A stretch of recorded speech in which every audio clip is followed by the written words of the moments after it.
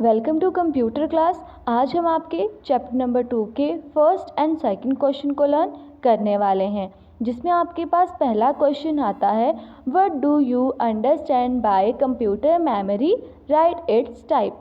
मतलब आप computer memory से क्या समझते हैं और कंप्यूटर मेमोरी के कितने प्रकार होते हैं। तो आपको मैंने पूरे लेसन में, पूरे पाठ में भी समझाया है। इसके आंसर में आप लिखोगे, Computer is one of the main component of computer as it store all data for processing and future use। मतलब जो आपकी मेमोरी होती है वो कंप्यूटर का मेन कंपोनेंट होती है। मेन कंपोनेंट मतलब सबसे ज़रूरी भाग, और उसमें स्टोर होता है मतलब इकट्ठा होकर रखता है आपका data.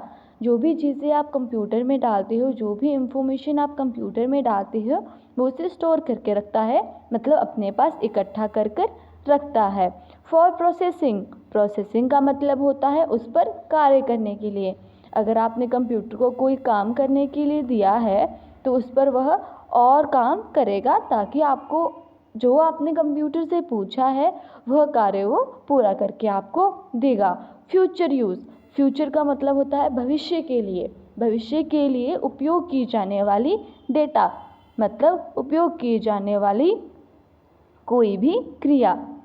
Primary memory and secondary memory is 2 type of memory.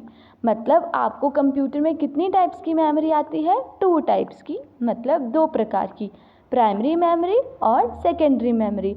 Primary memory को हम इंटरनल मेमोरी भी कहते हैं और सेकेंडरी मेमोरी को हम एक्सटर्नल मेमोरी भी कहते हैं।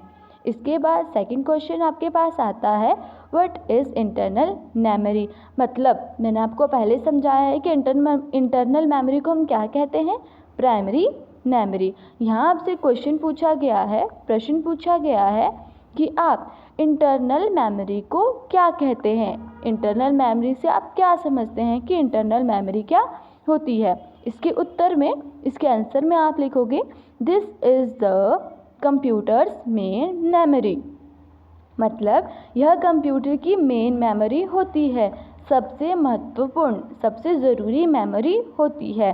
This memory is fixed inside the CPU on motherboard and it is faster for all other data storage. मतलब जो आपकी इंटरनल मेमोरी होती है, जिसे हम प्राइमरी मेमोरी भी कहते हैं, वो CPU के central processing unit, CPU is central processing unit. जो आपका CPU है उसमें मदरबोर्ड के पास फिक्स हुई रहती है। फिक्स मतलब पहले से ही स्थित रहती है, जिसे परिवर्तित, जिसे चेंज नहीं किया जा सकता, फिक्स्ड रहती है। और यह फास्टर है। फास्टर मतलब सबसे ज़्यादा तेज़। किससे?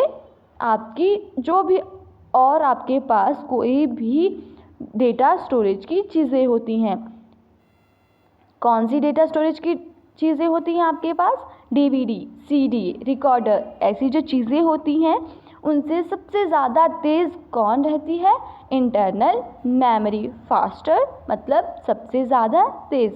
आज मैंने आपको ये चैप्टर नंबर 2 के 2 question number 1 and question number 2 समझा दिए हैं। आपको ये क्वेश्चन समझने भी हैं और इन्हें लर्न भी करना है। आज की क्लास में आपके लिए इतना ही। Thank you.